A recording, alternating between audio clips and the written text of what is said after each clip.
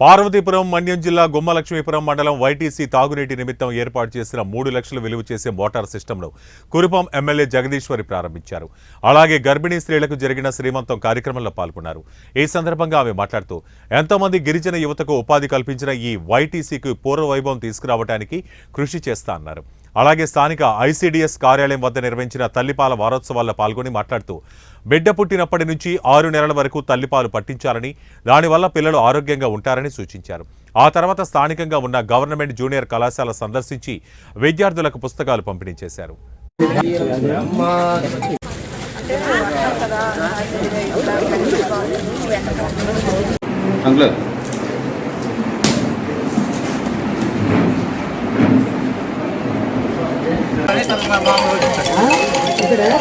Right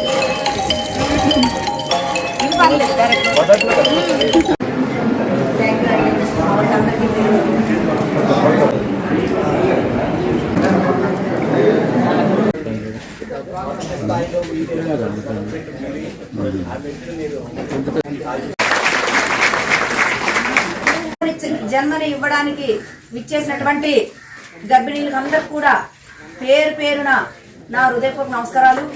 అలాగే ఈరోజు నిజంగా చాలా సంతోషంగా ఉంది. వారోత్సవాలు ఎంత ఘనంగా అంటే చాలా ఘనంగా జరిపించినందుకు ప్రత్యేకంగా పిఓ గారికి నా హృదయపూర్వక నమస్కారాలు తెలియజేస్తూ, అలాగే బిడ్డ పుట్టినప్పటి నుండి బిడ్డ అంటే నడిచే దశ వరకు ప్రతి ఒక్క తల్లి కూడా పాలు ఇవ్వాలి. ఎందుకంటే ఆ పాలు తాగితే చాలా ఆరోగ్యానికి, మనకి పిల్లలకి ఇద్దరికి కూడా ఆరోగ్యం.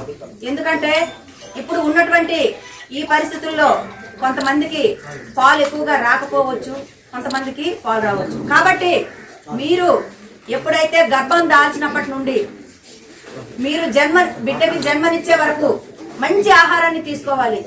ఆకుకూరలతో ఉన్నటువంటి ఆహారాన్ని తీసుకోవాలి. ఎందుకంటే ఈ రోజు చూసుకుంటే చాలా మంది డెలివరీ అయ్యేటప్పుడు కొద్దిగా కాన్పు కష్టంగా ఉండొచ్చు.